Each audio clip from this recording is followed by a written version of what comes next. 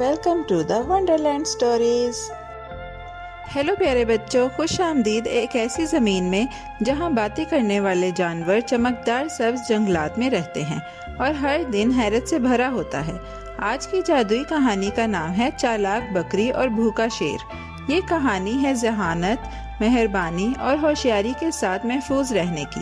جنگل کے دل میں جہاں سورج کی روشنی پتے چھیڑتی تھی اور پھول ہوا سے راز سرگوشی کرتے ہیں، ایک شیر کو غصہ اور بھوک کا سامنا تھا۔ وہ 3 دنوں سے کھانا نہیں کھا سکا تھا اور اس کا پیٹ کسی مارچنگ بینڈ سے بھی زیادہ آواز کر رہا تھا۔ جب شیر ایک راستے پر چل رہا تھا، اس کے منہ کے بال جھکے ہوئے اور دم لٹک رہی تھی۔ اچانک وہ رک گیا۔ وہاں ایک درخت کے نیچے کھڑی تھی ایک برف کی طرح سفید بکری، جس کے سینگ چمکدار تھے اور سب سے نرم داڑھی تھی جو آپ نے کبھی دیکھی ہو۔ شیر کی آنکھیں دیے کی طرح چمک اٹھی۔ آہا! اس نے اپنے آپ سے سرگوشی کی۔ کھانا آ گیا، لیکن جیسے ہی وہ چھلانگ لگانے والا تھا، اس نے کچھ بہت اہم دیکھا۔ چالاک بکری بالکل زمین پر نہیں تھی۔ وہ ایک بلند اور چٹانی پہاڑی کی چوٹی پر کھڑی تھی جو بادلوں کو چھو رہی تھی۔ پہاڑی کھڑی، ہموار اور اتنی پھسلن والی تھی کہ کسی بھی شیر کے لیے چڑھنا ناممکن تھا۔ شیر نے اوپر دیکھا، آنکھیں جھپکیں اور ایک الجھی ہوئی سانس کے ساتھ بیٹھ گیا۔ جنگل میں وہاں کیسے پہنچوں؟ اس نے بڑبڑاتے ہوئے کہا، اور اسی لمحے اس کے دماغ میں ایک خیال آیا۔ جھوٹی مسکراہٹ کے ساتھ اور آنکھوں میں چمک کے ساتھ شیر نے کہا، آپ کو سلام محترمہ بکری۔ آپ کو وہاں اونچی پہاڑی پر بہت بھوک لگ رہی ہوگی۔ کیوں نہ نیچے آ کر اس خوشبودار سبز گھاس کو کھائیں؟ یہ جادوئی، رسیلی اور بہت مزیدار ہے۔ اس نے اپنی دم کو لہرایا اور کوشش کی کہ وہ ایک بلی کی طرح خوش اخلاق لگے۔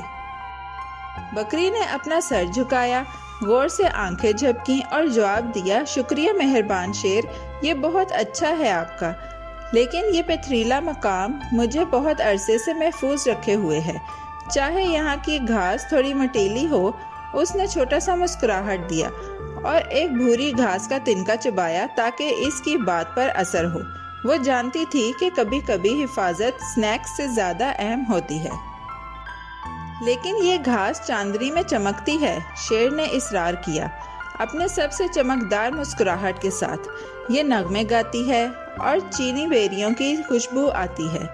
تمہیں یہ دعوت نہیں چھوڑنی چاہیے دوست، آؤ ہم دوست بن جائیں۔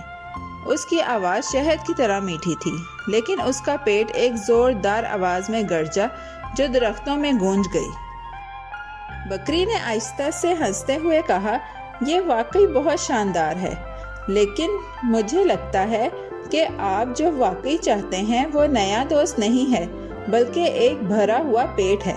بکری نے اپنے قدم سے زمین پر ایک دھکا دیا اور چمکدار آنکھوں سے نیچے دیکھا۔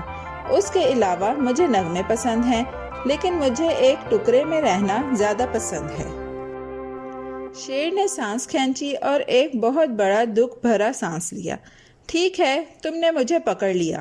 شاید میں واقعی ایک مزیدار ناشتہ چاہ رہا تھا، اس نے شرمندہ مسکراہٹ کے ساتھ کہا، لیکن کیا تم مجھے الزام دے سکتی ہو؟ میں نے دنوں سے کچھ نہیں کھایا اور تم اتنی مزیدار لگ رہی تھی۔ اس نے گھاس پر لیٹ کر ایک ہلکی سی آہ کے ساتھ کروٹ بدلی۔ بکری نے کچھ دیر سوچا، پھر کہا، تو محترم شیر، شاید تمہیں بھوک اس لیے لگ رہی ہے کہ تم نے اصل دوست بنانا بھلا دیا ہے۔ دوست ایک دوسرے کی مدد کرتے ہیں کھانا تلاش کرنے میں، نہ کہ کھانا بننے میں۔ ہوا نے آہستہ سے ان کے ارد گرد گھومتے ہوئے جیسے اتفاق سے سر ہلایا، اور ایک گلہری نے درخت کی ایک ٹہنی سے چہچہا کر کہا، بالکل سچ۔ شیر آنکھیں کھول کر بیٹھا۔ کیا تم واقعی سمجھتی ہو کہ کوئی بھی، جیسے کہ میں، واقعی دوست بنا سکتا ہے؟ اس کی آواز بلی کے دھیمے گرج سے بھی نرم تھی۔ بکری نے سر ہلایا، یقیناً، لیکن پہلے تمہیں وعدہ کرنا ہوگا کہ تم سیکھو گے، سنو گے اور ان لوگوں کو کھانے کی کوشش کرنا بند کر دو جو تم سے بات کرتے ہیں۔ اس دن سے شیر نے ایک نیا منصوبہ بنایا۔ شکار کرنے کے بجائے وہ اپنے دنوں کو پھل اگانے، ٹہنیاں بانٹنے اور جنگل کے دوسرے جانوروں کو اپنے گھروں کی تعمیر میں مدد دینے میں گزارنے لگا۔ بکری اور شیر نے ایک دوستی کلب بھی شروع کیا جہاں جانور کھیلنے، کھانے اور ہنسنے کے لیے آتے تھے۔ یہاں غصہ کرنے کی اجازت نہ تھی۔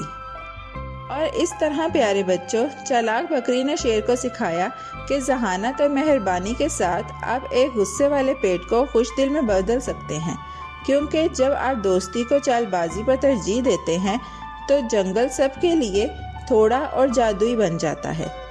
اور یاد رکھو، بہادر دل اور مہربان الفاظ دنیا کو بہتر بناتے ہیں۔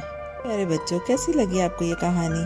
ایسی ہی مزیدار کہانیاں سننے کے لیے ہمارے چینل کو لائک، سبسکرائب اور شیئر کرنا مت بھولیے گا۔ Bye bye.